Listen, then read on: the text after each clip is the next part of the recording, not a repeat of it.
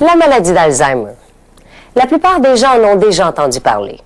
Pour tous ceux d'entre nous qui ont été personnellement touchés par la maladie d'Alzheimer, soit par l'intermédiaire d'un membre de notre famille ou une de nos connaissances, cette expérience nous en a fait connaître de première main les effets dévastateurs.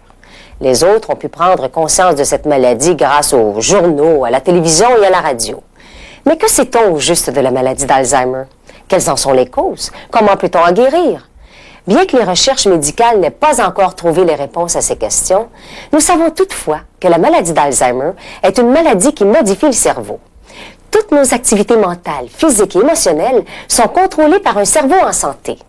De la même façon, les symptômes de la maladie d'Alzheimer sont les conséquences d'un cerveau malade. Dans cette partie, nous allons voir les symptômes et les effets de la maladie d'Alzheimer à travers l'histoire de deux familles qui ont eu à faire face de près à cette maladie. Nous allons également parler à une herbothérapeute de ce que nous savons et de ce que nous ne savons pas au sujet de la maladie d'Alzheimer. En tant qu'auxiliaire familial, vous jouez un rôle important Yitka Zgoda est une herbothérapeute qui œuvre dans le cadre d'un programme d'aide communautaire. Dans ce rôle, Yitka travaille en grande partie auprès de personnes atteintes de la maladie d'Alzheimer et leurs familles.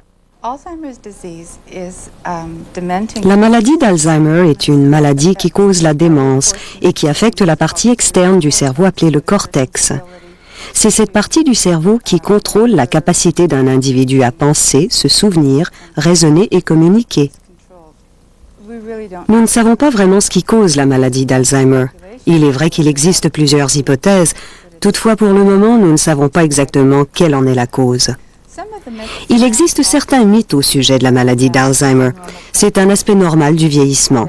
Tout le monde en est éventuellement atteint. On peut contracter la maladie en cuisinant dans des chaudrons en aluminium. C'est une maladie héréditaire. Les personnes atteintes de la maladie d'Alzheimer deviennent incroyablement fortes et, sans exception, agressives. Il n'y a rien de vrai dans tout cela. La maladie d'Alzheimer est une maladie qui survient après qu'une personne ait atteint l'âge mature et après qu'elle ait déjà formé sa propre personnalité. C'est donc une maladie qui s'ajoute à la personnalité déjà établie chez l'individu. C'est pourquoi c'est une maladie qui affecte chaque personne différemment. Planifier une tâche complexe, comme par exemple s'habiller, enfiler les vêtements dans le bon ordre, de la bonne façon, à l'endroit, à l'envers, etc., ou encore une tâche simple, comme préparer une tasse de thé ou prendre un bain, peut devenir une tâche très complexe et difficile. À ce que nous sachions, il n'existe aucun traitement pour enrayer la maladie d'Alzheimer. Il existe des médicaments qui sont mis à l'essai dans l'espoir qu'ils préviendront la maladie ou réduiront la gravité des symptômes. Il n'existe rien qui puisse renverser le processus, mais cela ne veut pas dire qu'il n'y a pas de nombreux efforts qui soient déployés dans le but d'améliorer la vie des personnes atteintes et de leurs familles. Bien qu'il n'existe aucun traitement, il est possible de faire beaucoup pour rendre leur vie plus confortable et plus productive, et pour aider la personne à utiliser les capacités qui lui restent. Comme par exemple la capacité de ressentir des sensations de plaisir, des émotions, la capacité d'effectuer des tâches bien familières. Surtout les tâches répétitives, de simples détails comme être poli, dire s'il vous plaît et merci, leur donner l'impression qu'elles peuvent être utiles, qu'on a besoin d'elles, qu'elles peuvent participer. Ce sont là des éléments dont les personnes peuvent encore profiter et c'est ce que nous souhaitons leur donner.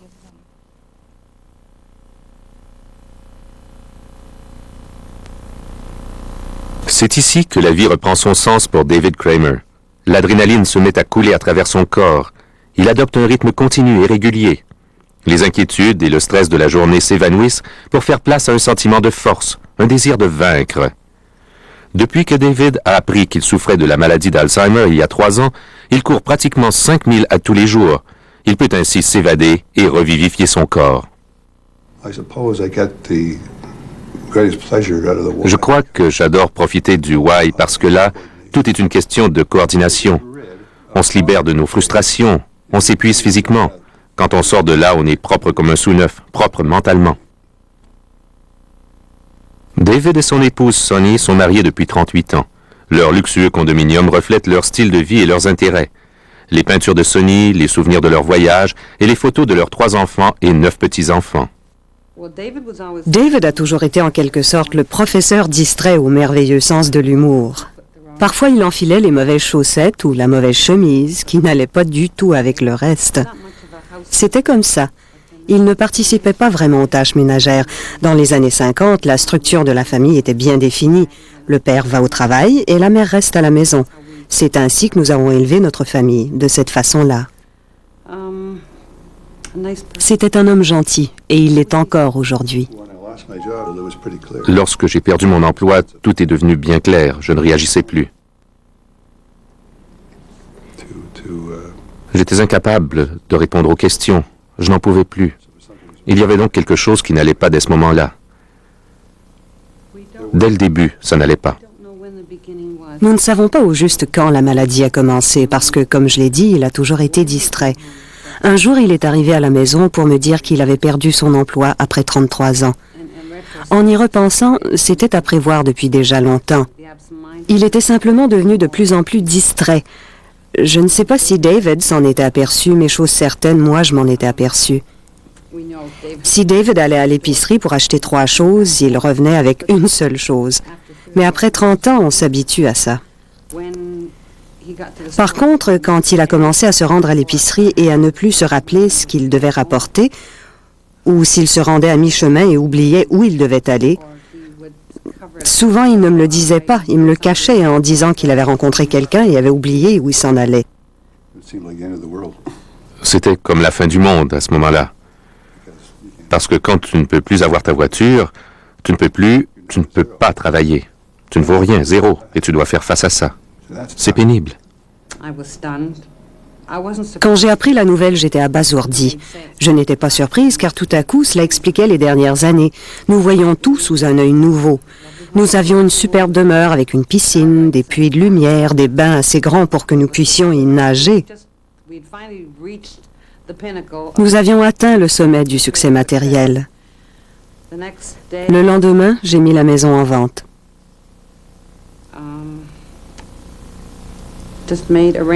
J'ai simplement fait les démarches pour transformer notre vie. Je l'ai planifié. Je n'en ai pas discuté avec David. Je lui en ai parlé, mais ma décision était déjà prise. C'était maintenant à moi de prendre les décisions pour la famille. Je ne sais pas si j'avais vraiment saisi le mot Alzheimer. Simplement, vous ne pouvez plus conduire votre voiture. David s'est accroché à cela pendant des semaines. Comment ça, je ne peux plus conduire ma voiture? C'est tout ce qu'ils ont dit. Il ne pensait qu'à ça. Il s'est accroché à cela comme on s'accroche à une bouée. Et nous nous sommes disputés à ce sujet-là. Il voulait subir un autre examen pour prouver qu'il pouvait encore conduire, parce que le médecin avait écrit au ministère des Transports pour leur dire qu'il devrait annuler son permis. Je dois prévoir en gros ce qu'il va faire et ensuite m'assurer que tout est rangé ou éteint, peu importe. Il ne ferme pas la cuisinière, il ne sait pas comment le faire. Il n'utilise plus le four à micro-ondes. Il utilise le téléphone, mais à quelques reprises, il a composé le mauvais numéro interurbain. C'est comme élever un enfant de nouveau, mais en sachant qu'il n'apprendra pas par ses erreurs ou par les activités dont il ne se souvient plus. L'un des sujets les plus difficiles à aborder, c'est le fait que je suis une épouse célibataire. C'est l'un des éléments qui s'est avéré un symptôme important, si je peux dire, et je voulais qu'il voie un médecin à ce sujet. Je croyais qu'il s'agissait d'une dépression clinique à cause de la perte de son emploi. Divers médecins ont dit que ça pouvait faire partie de la maladie, mais ils ne savent pas si c'est la seule raison qu'il soit incapable de fonctionner sexuellement. Pour essayer de combattre les symptômes de la maladie, David participe activement à l'essai de plusieurs médicaments. Je participe présentement à un autre essai de médicaments. J'avale plein de petites pilules. Je ne sais pas quel effet elles vont avoir. Simplement parce qu'il y a quelques médecins qui pensent pouvoir traiter la maladie de cette façon, mais ils ne savent pas, personne ne sait. Il n'y a pas de traitement pour cette maladie. Tout ce qu'ils peuvent faire, c'est en arrêter la progression. S'ils réussissent, je serai heureux. La détérioration est très graduelle en ce moment. Il est certain que moi, je m'en rends compte, mais je n'aime pas penser à ce que ce sera dans 1 an ou 2. Je ne sais pas ce qui va se passer. Ce qui est important, c'est ce que je fais aujourd'hui et ce que je vais faire demain. et le jour suivant, et je vais fonctionner et je vais continuer de vivre. Je me dis qu'il faut me concentrer sur ce que je peux faire, le faire et ne pas me préoccuper des autres. Ils ne sont pas si importants. Ce qui est important, c'est ma relation avec le reste du monde. C'est la vie. Donc, ce n'est pas si mal. Et je pense que ça, c'est important. Ce n'est pas si mal.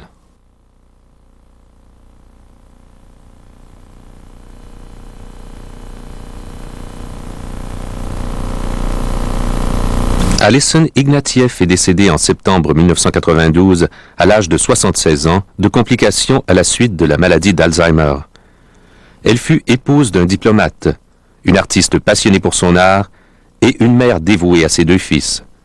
Elle a toujours été reconnue comme une femme hautement indépendante qui, jusqu'à la fin, a conservé l'essence même de sa personnalité, soit affronter les gens et la vie à sa manière bien à elle.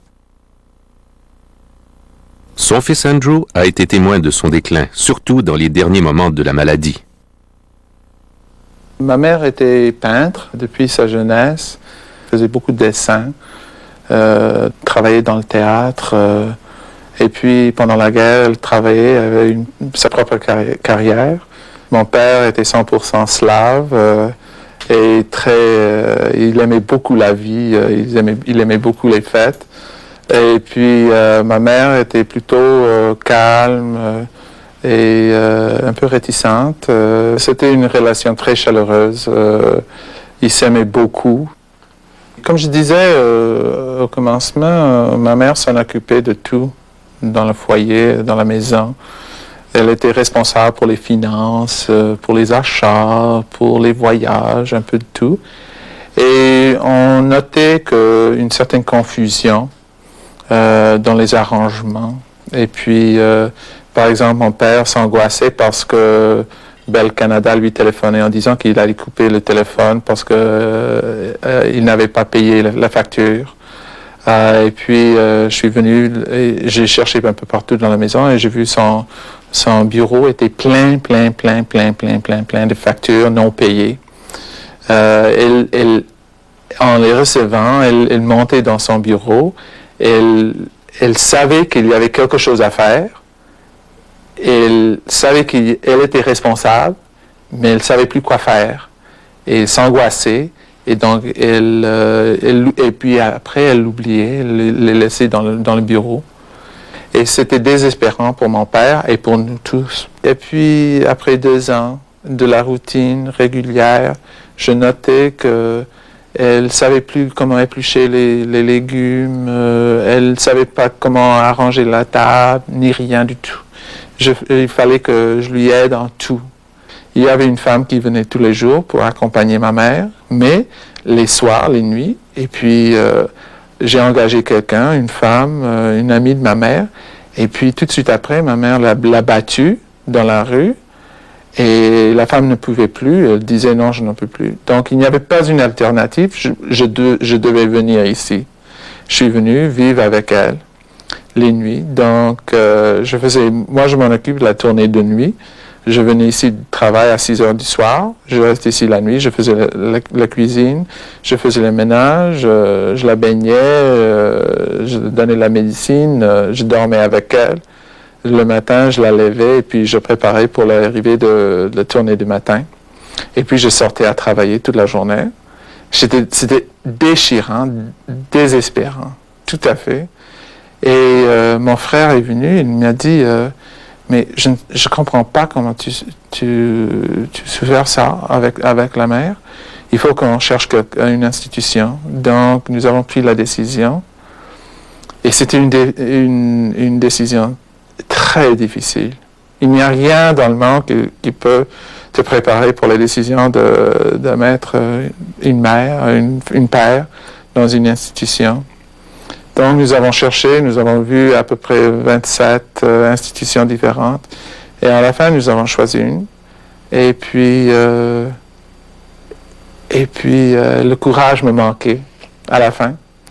Je savais que je devais la mettre dans une institution, mais il me manquait le courage de lui dire. Et puis, un jour, je lui ai dit, écoute maman, tu souffres des problèmes de dos depuis quelques semaines. je crois que ça serait mieux que tu te rends à l'hôpital pour qu'il y ait une spécialiste qui peut réviser tes problèmes de dos. Il a dit oui, ok. Et puis elle est partie, inconscient. Elle ne savait pas. Elle n'attendait pas. Et puis, pour moi, c'était un moment très difficile parce qu'elle est entrée et après toutes ces angoisses, elle est entrée en souriant. Elle disait, la bouffe sent très bon. C'est très aéré ici. J'aime beaucoup les couleurs des murs. J'aime beaucoup ça. Et nous avons engagé une chambre à part pour elle. Elle ne s'intéressait pas du tout à sa chambre. Elle voulait être toujours avec les infirmières, avec les autres. Et puis, elle promenait tout le temps. Elle était ravie avec. Et heureusement, et je ne dis pas que c'est normal, c'est tout à fait normal dans le cas de Alzheimer, mais elle ne m'a jamais reproché. Heureusement, parce que je n'aurais pu accepter ça. Parce que moi, je me reproche toujours pour l'avoir fait, mais il n'y avait pas une alternative. Il n'y avait pas. Ma mère était tout à fait ravagée par la maladie d'Alzheimer. Tu l'y as atteint dans tous les différents secteurs de sa personnalité. Mais, au fond, le cœur, l'âme n'a pas du tout changé. Et à la fin, il restait à peu près 5% de son être. Mais le 5% qui restait était 100% ma mère. La maladie d'Alzheimer, c'est la perte graduelle de nos capacités physiques, sociales et intellectuelles. Bien que nous ayons encore beaucoup à apprendre au sujet de cette maladie, ses causes et un jour, espérons-le, ses traitements, nous sommes aujourd'hui en mesure d'en reconnaître clairement les symptômes. En connaissant bien cette maladie et en comprenant bien l'évolution, vous serez capable de mieux vous adapter aux changements qui risquent de se produire chez vos clients, tout en gardant la même qualité de soins et de services que vous leur fournissez.